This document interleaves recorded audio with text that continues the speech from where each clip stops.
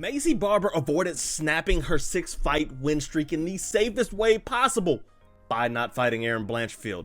She walked out, or almost walked out, and then didn't. Very weird turn of events at UFC Vegas 107. We did not get to see Maycee Barber and Erin Blanchfield, a fight that nobody was looking. This is probably the most apex UFC card of all time. I mean, the fact that there was so many canceled fights, so many weight misses, so much of all of that really was like, wow, this is apex as they get. This is like borderline Bellator. That's how bad this fight card was.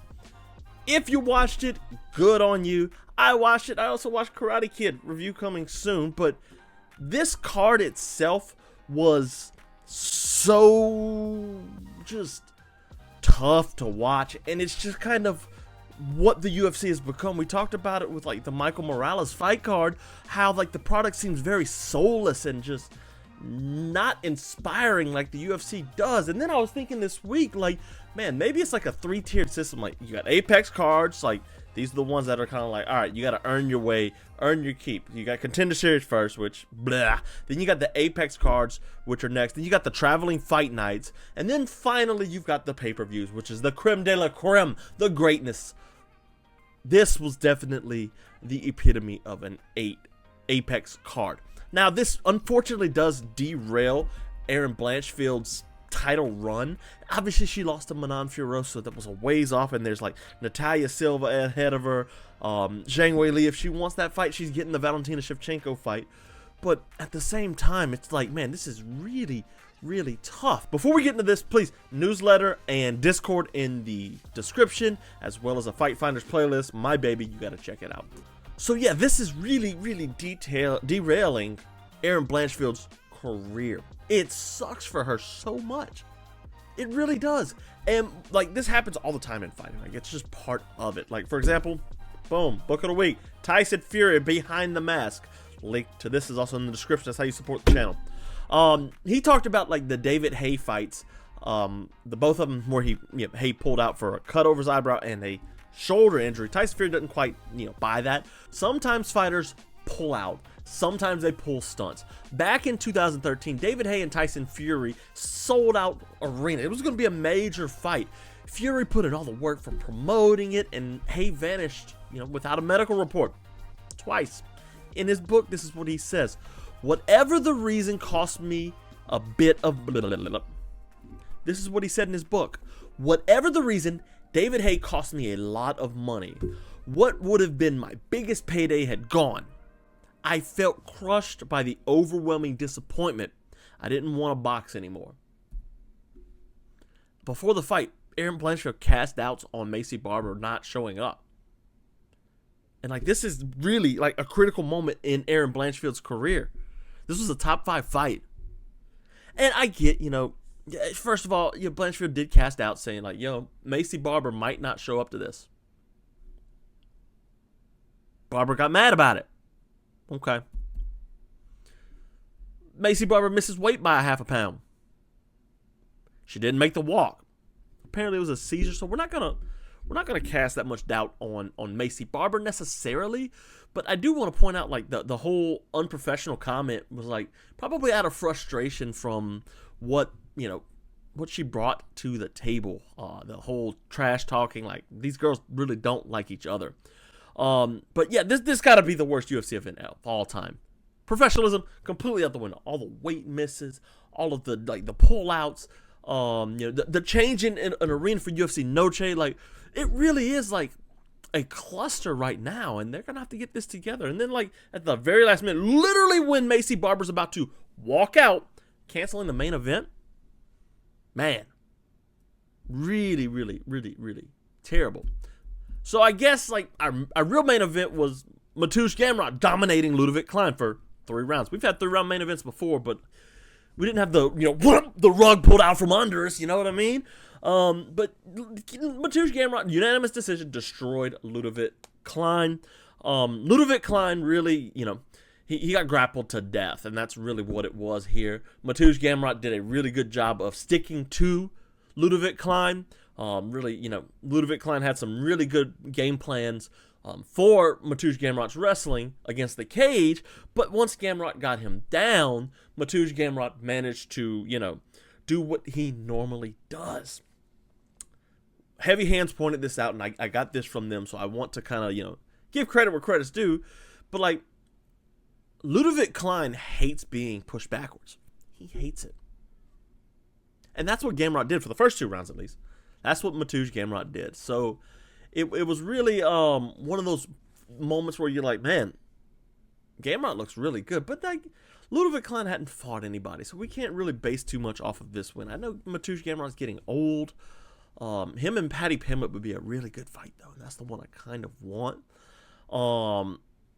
But yeah, Klein hates getting pushed back, and that's what Mateusz Gamrot did. His hands are not good, even like in the guard and ground and pound. They're not good, but the pace that he pushes really gets him tired. And like Jose Aldo a couple weeks ago, he's looking up at the clock at 3 minutes in the 3rd round. I'm like, oh no, here we go again.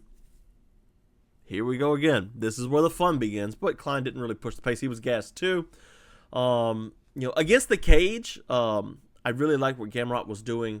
Riding the wrist. Daniel Cormier did a really good job of explaining why this works. So, if you look back at like fights like Islam Makhachev versus Alexander Volkanovski, Volkanovski does a good job of posting his head into the fence and beginning to push down on those hands and really peel apart those hands so he can break free or turn into Islam Makhachev. It's kind of been the meta for MMA for a little while. What Gamrot was doing is, the second you would reach down, he would let go and grab your arm. What you gonna do now? I got your arm. It's the same situation. You'll pull your arm out. Okay, well, I'm going to let go and you can lock up again, however I want to do it, It really savvy veteran stuff from him. And obviously, Mateusz Gamrot's an ADCC competitor. I think he got bronze there or something like that, so he's really good. But the wrist lock thing, like, I do want to try that in class and stuff. I think that would be a real fun wrinkle to the game here. What else was on this card, guys? Let's take a look over here at the web really fast, huh? Well, it's really funny. That's our poster, and then this is our main event. Ramiz Bahar choked out Billy Ray Goff. Everybody's like hyped on Billy Ray, but 9-3, like, Oh, this one right here, that was great. Yeah, Dustin Jacoby.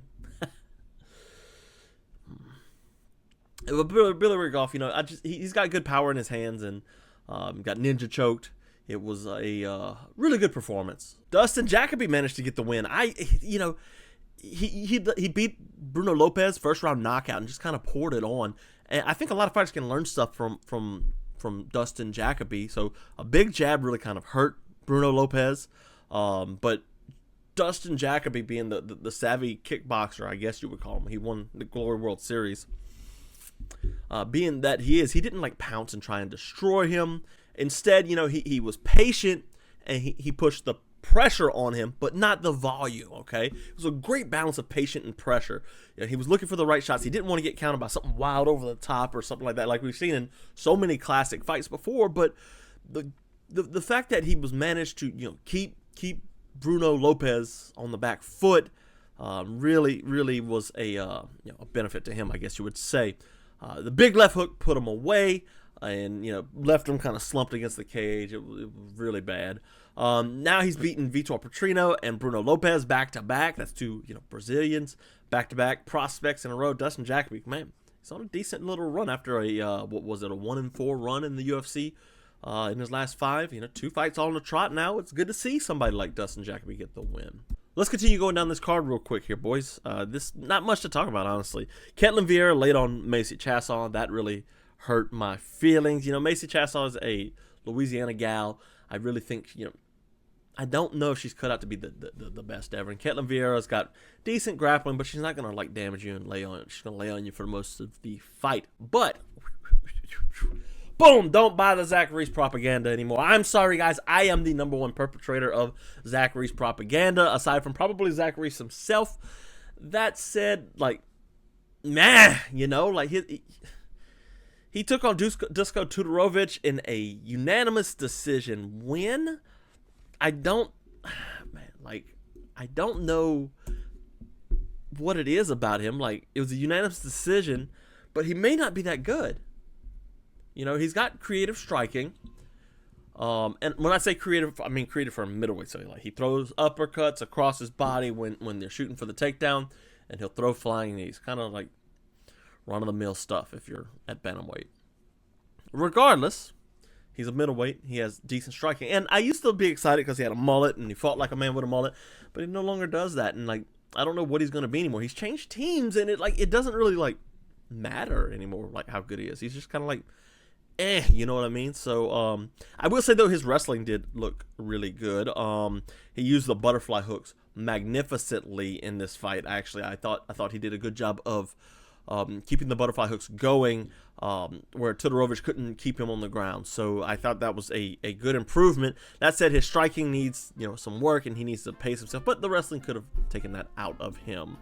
What else here? Alan Nascimento got a really good decision over Jafel Filio. Jordan Leavitt defeated another Louisiana guy. 0-2 for Louisiana this card. Kurt Holloway, and man, it's been a tough comeback for Kurt Holloway, bro. He's like a few minutes down from my house, and beat Trey Ogden, lost to lost to Trey Ogden, I'm sorry.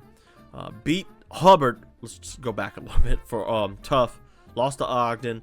Krzyzewski he beat, lost to Hernandez in a close fight, and then Jordan Leavitt just kind of put it on him. So, sucks for Kurt Holloway. Bolaj Oki and Michael Aswell, that went to unanimous decision. And then Rayen Dos Santos, like, let's just cut her now because she's absolutely terrible. Alderaan, the girl that the Death Star blew up. You know.